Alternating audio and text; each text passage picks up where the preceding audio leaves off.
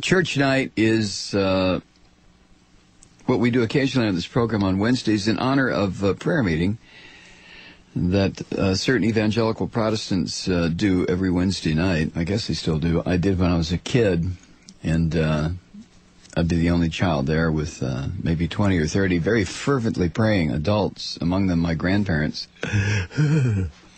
So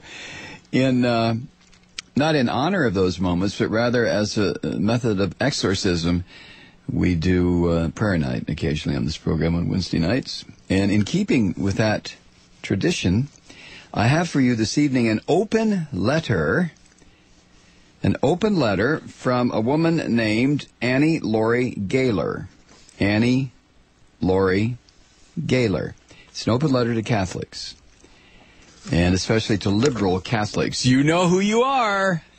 You know who you are, liberal Catholic, ma'am, sir, whatever. I got to share this with you. Open letter to liberal and nominal Roman Catholics. Not sure what that means, except if you go to the Latin root, nominal, name, and name only? Is that what it means? Okay, here you go. Dear liberal Catholic, it's time to quit the Roman Catholic Church. It's your moment of truth. Will it be reproductive freedom or back to the Dark Ages? Do you choose women and their rights or bishops and their wrongs? Whose side are you on anyway? It is time to make known your dissent from the Catholic Church in light of the U.S. Catholic Conference on Bishops' ruthless campaign endangering the right to contraception. If you're part of the Catholic Church, you're part of the problem. Why are you propping up the pillars of a tyrannical and autocratic, woman-hating, sex-perverting, antediluvian old boys club? Why are you aiding and abetting a church that has repeatedly and publicly announced a crusade to ban contraception, abortion, and sterilization, and to deny the right of all women everywhere, Catholic or not, the decision whether and when to become mothers? When it comes to reproductive freedom, the Roman Catholic Church is public enemy number one. Think of the acute misery, poverty, needless suffering, unwanted pregnancies, social evils, and deaths that can be laid directly at the door of the Catholic Church's antiquated doctrine that birth control is a sin and must be outlawed. A backer of the Roman Catholic presidential candidate. Which one, Annie Laurie? Says that if women want to avoid pregnancy, we should put an aspirin between our knees. Oh, that one. Catholic politicians are urging that the right to contraception should be left up to the states. Nearly 50 years after the Supreme Court upheld contraception as a privacy right, we're going to have to defend this basic freedom all over again? You're better than your church. So why? Why continue to attend Mass? Why do you tithe? Why dutifully sacrifice to send your children to parochial schools so they can be brainwashed into the next generation of there's a word I've never seen. Myrmidons? Myrmidons? The next generation of myrmidons? Okay. And potentially become the next church victims. For that matter, why have you put up with the institution that won't put up with women priests, that excludes half of humanity? No self-respecting feminist, civil libertarian, or progressive should cling to the Catholic faith. As a cafeteria Catholic, you chuck out the stale doctrine and moldy decrees of your religion, but keep patronizing the establishment that menaces public health by serving rotten offerings. Ooh, Annie Laurie. Your continuing Catholic membership as a so-called liberal casts a veneer of respectability upon an irrational sect determined to blow out the Enlightenment and threaten liberty for women worldwide. You are an enabler, and it's got to stop. If you imagine you can change the church from within, get it to lighten up on birth control, gay rights, marriage equality, embryonic stem cell research, etc., you are deluding yourself.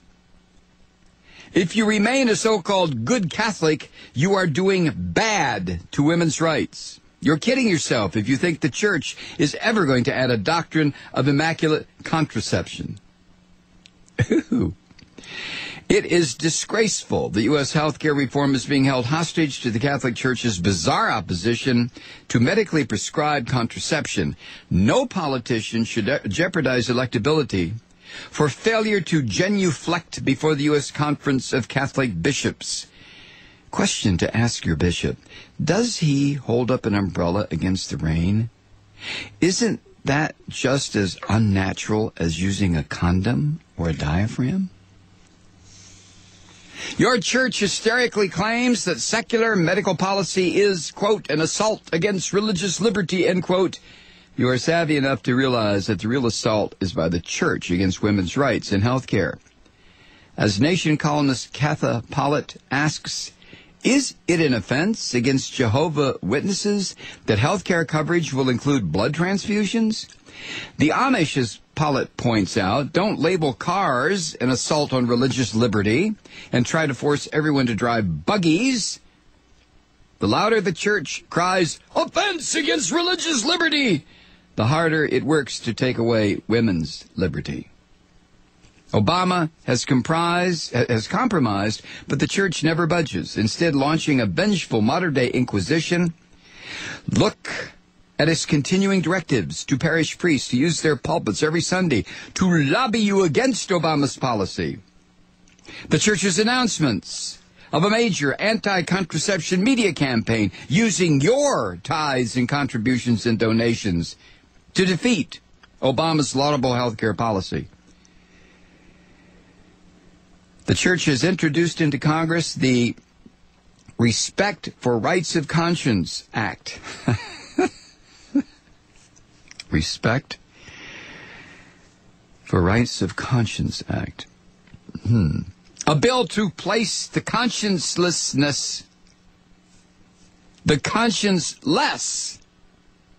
Catholic Church's rights of conscience above the rights of conscience of 53% of Americans. Now, that's a tough sentence right there. That's a tough one. That the church has so-called conscience rights to deny women their rights is a kissing cousin to the claim that, quote, corporations are people, end quote. The church that hasn't persuaded you to oppose contraception now wants to use the force of secular law to deny contraceptive rights to non-Catholics. But is there any point in going on? After all, your misplaced loyalty has lasted through 2 decades of public sex scandals involving praying, P-R-E-Y, praying priests, children you may have known as victims, and church complicity, collusion, and cover-up going all the way to the top. Are you like the battered woman who, after being beaten down every Sunday, feels she has no place else to go? But we have a more welcoming home to offer, free of incense-fogged ritual, free of what freethinker Bertrand Russell called ideas uttered long ago by ignorant men, free of blind obedience to an illusory religious authority. Join those of us who put humanity above dogma. Very truly, Annie Laurie Gaylor, co-president, Freedom from Religion Foundation. Hallelujah.